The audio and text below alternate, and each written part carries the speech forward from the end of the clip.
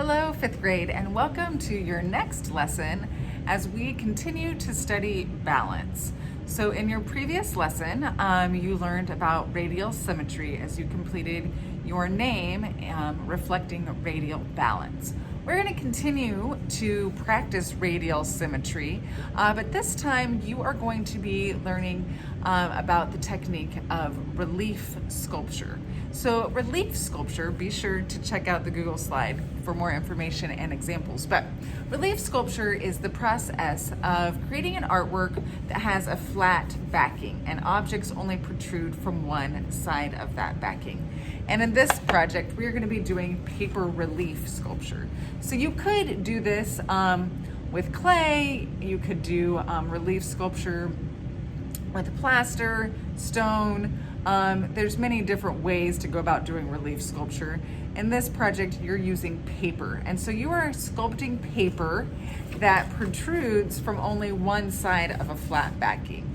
So you can see that this paper is coming off of the flat backing, and therefore it becomes three-dimensional because it has a length, it has a height, and then it has a depth where we can actually measure going back.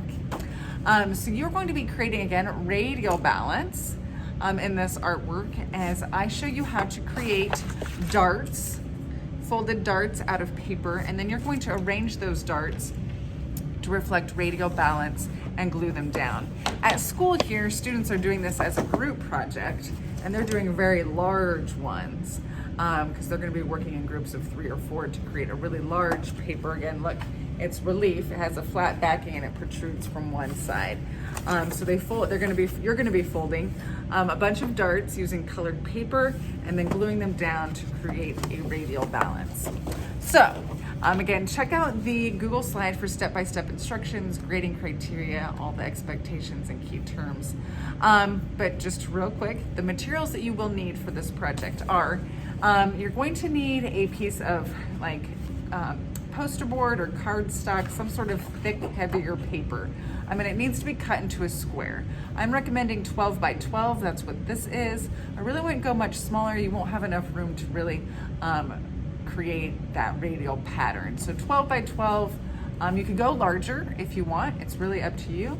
If you're buying a whole piece of poster board, you're more than welcome to go 15 by 15 or 18 by 18 if you would like to. In this demonstration, this is 12 by 12. It can be white or black, either one. Again, actually could really be any color that you wanted. So if you want to go to the dollar store and buy a piece of poster board, pick a color. I'm fine with it. You're also going to need colored paper. Now the paper that we are using is like copy paper that's colored. But I understand you may not have access to this type of paper, so construction paper is fine. You're going to need to cut these papers into 3 by 3 squares, and this is all laid out for you also on your Google Classroom assignment. So you need lots of paper cut into 3 by 3 squares so that you can learn how to fold the darts. You need at least 20 to 30 folded darts so that you can play around with the arrangement, and I'm going to show you that in the next step. So colored paper, lots of it, cut into 3 by 3 squares, a square, 12 by 12, no smaller, poster board, color of your choice, and then you will need liquid glue for this assignment. Liquid glue is best. Glue stick doesn't stick quite as well. Okay, well, follow along as I show you how to fold the darts and then arrange the darts and glue them down to create a paper relief sculpture that reflects radial balance. I hope you enjoy this project. Don't forget to email me if you have any questions at all. All right, step 1 is you need all of your pre-cut squares in different colors. I've got blue, I've got pink, I've got orange. I have some that I already did in green and yellow, but those need to be in 3 by 3 squares.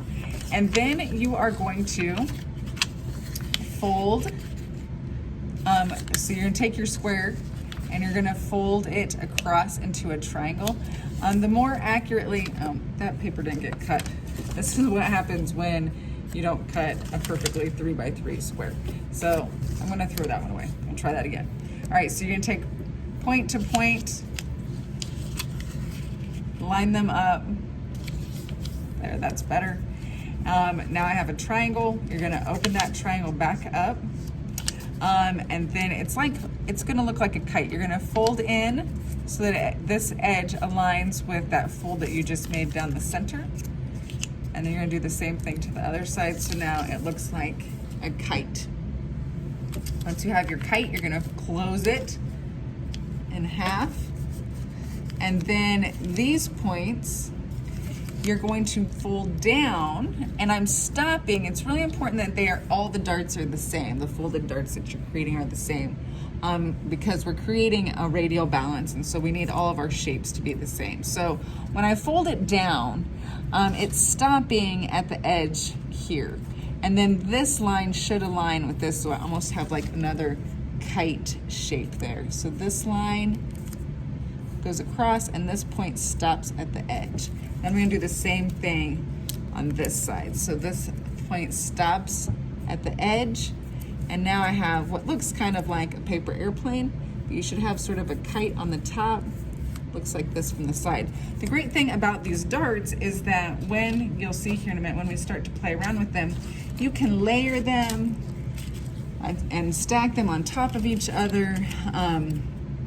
You can play around with different directions. So you can really have fun when they sort of become like blocks as you layer and overlap to create your radial pattern. So what you're gonna do is you're gonna keep doing this process, folding to the point like a triangle, opening it back up, making a kite. So I'm taking the side into the center fold, side into the center fold, like that, so it's like a kite. And I'm closing it, and then I'm going to take this small point and fold it down where it stops at the edge, stops at the edge. So now I have a dart that looks like this.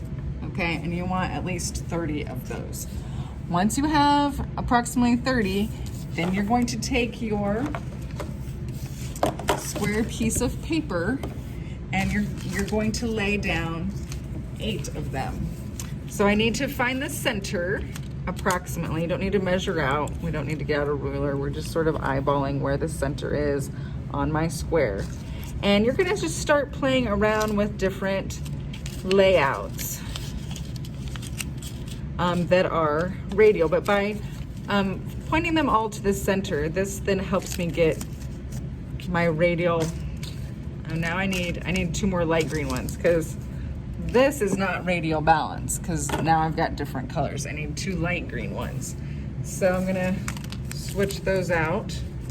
If I can find 2 light green ones. All right, so now I've got this, and now I can start playing around with adding and layering different colors in a radial balanced. So I've got to make sure those 4 points are going in the same direction. Now I can do this with yellow. And so you're gonna just play around until you're happy with your composition. I can clear this off here in a minute. If I want to play around with something else, I can start filling in. I'm gonna would need more of this color. I can start filling in and folding more of this until it's a radial balance and I'm happy with my composition. Once I'm happy with it, then you're gonna start gluing it down. Clearly I need to fold more of these, or see if I can find more. And I'll come back to you when I'm happy with it and show you how to glue in just a little bit. Okay, I have my paper all laid out and my darts all made, and I've laid them out in a symmetrical radial balance, which is also symmetrical in a circle. Okay, so now I'm ready to glue. And so the nice thing about the darts is, and again, we want to use liquid glue. The nice thing about the darts is that it provides a nice flat surface here for you to glue. So you really want to start at the center and work your way out. And obviously you're gonna sort of mess up a little bit of your design as you pull them apart to glue them. You're just gonna apply a little bit of liquid glue on that flat surface, and then you're gonna have to hold it and glue. So I'm gonna press that down for a little bit till I feel like it's secure. And I'm gonna do that I might go ahead and move on to getting my yellow one down. So it's really kind of however you want to best approach it without totally destroying your design. Now, since this one is sitting on top of the green one, I'm going to put the glue down the center and attach it that way so that it glues. I actually might put a little bit of glue on there so that it stays. So you're going to start then gluing all of your papers down to the backing. And once you've completed the gluing process, then take a picture and submit it for a grade. Just be careful. The whole purpose of this project is for you to show me radial symmetry, but also neatness. So just make sure you're folding those darts accurately so they're consistent, the same consistent shape. Try to find the center. Start with either 4 or 8 darts pointing from the center. That's going to help you to build your radial symmetry. So now I'm going to hold this one down. I'm going to hold it for a little bit until the glue is dried just a little bit so it's not going to move on me. And then I'm ready for my yellow. And again, if you have ones that sit on top of each other, you might want to add a little bit of glue down the center. Now just again, be careful. Now notice that this one's pointing in. So if I were to glue it this way, it would be wrong. So I'm trying to make it, or your goal is to make it radial balanced. I'm also looking at how much green is showing. Maybe I need to scoot this back just a little bit to make sure that it's radial balanced. All right. I'm not going to video me gluing this whole thing down. If you have any questions about this project or how to do it, feel free to email me. I can't wait to see all of your beautiful paper relief radial sculptures.